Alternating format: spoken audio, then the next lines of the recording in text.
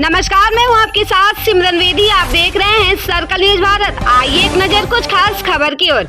मध्य प्रदेश के उज्जैन में मां बेटी के साथ हुए दुष्कर्म। आपको बताते चले, अभी मणिपुर का घटना शांत हुआ नहीं था कि उज्जैन में घटी एक घटना फिर से। मामले की जांच कर रही है पुलिस।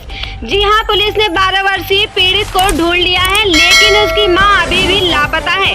पुलिस आरोपियों को धरपकड़ के लिए चारों तरफ सीसीटीवी खंगाल रही है। पुलिस के मुताबिक बच्चे की मां के साथ भी दुष्कर्म होने की आशंका है, लेकिन वह कहां है, इसकी जानकारी अभी तक किसी को नहीं है। पीड़िता प्रयागराज के किसी इलाके की रहने वाली है, जो दोनों के उज्जैन में आने की पता नहीं चल सकी। पुलिस ने बताया कि बच्ची हाड़केश के बिहार कॉलोनी में लावारिस घूमती रही।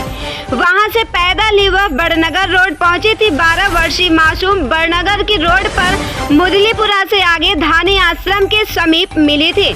मासूम के कपड़े खून से सने थे। वह कुछ भी बोलने की स्थिति में नहीं थी। इलाज के लिए उसे चरक अस्पताल में भर्ती कराया गया था।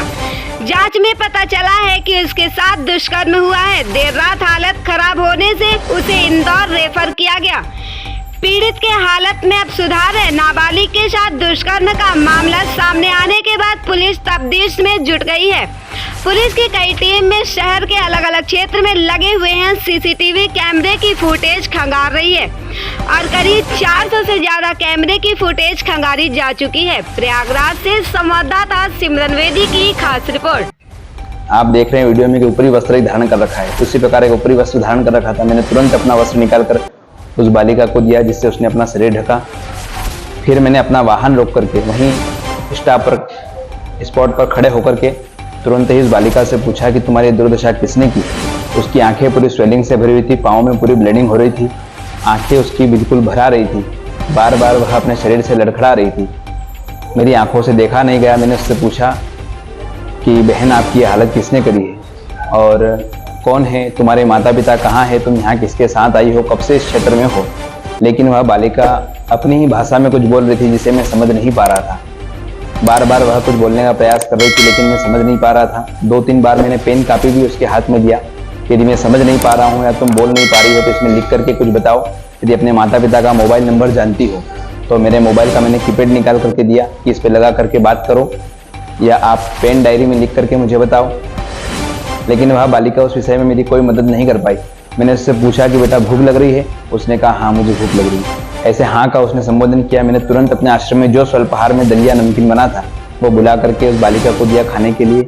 चाय पिलाई, जल पिलाया, कुछ नकदी पैसे भी उसको मैंने सहयोग रूप में दिए। लेकिन मेरा विश्वास माना नहीं कि मैं इसको सुनी छोड़ दूँ, इसलिए मैंने तुरंत हेल्पलाइन नंबर 100 पर कॉल किया। 2 बार मेरा वहाँ कॉल कट हुआ। तीसरी बार हमने महाकाल प्रशासन महोदय में कॉल किया। वहाँ से मैं महाकाल थाने का नंबर मिला। महाकाल थाने में कंप्लेंट दर्ज करवाई। वहाँ से उन्हें पुनः मुझे 100 कॉल पर संपर्क बनाने के लिए कहा। 100 कॉल पर किया।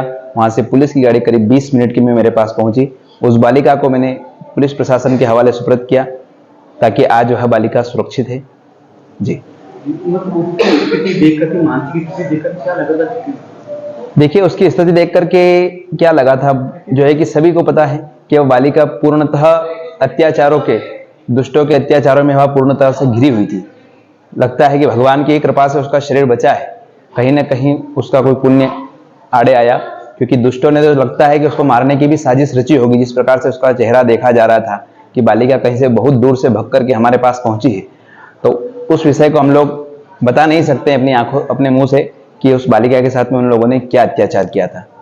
बाकी इस विषय में चिकित्सा ने पूरा, जो है कि हॉस्पिटल ने पूरा इस विषय के ऊपर पूरा ध्यान देते हुए सभी को बताया है कि उस बालिका के साथ किस प्रकार से जो है उसके साथ अत्याचार किया गया था। ऐसे दुष्टों को सजा मिलना चाहिए। धर्म की नगरी है, पावन नगरी है भगवान महाकाल की।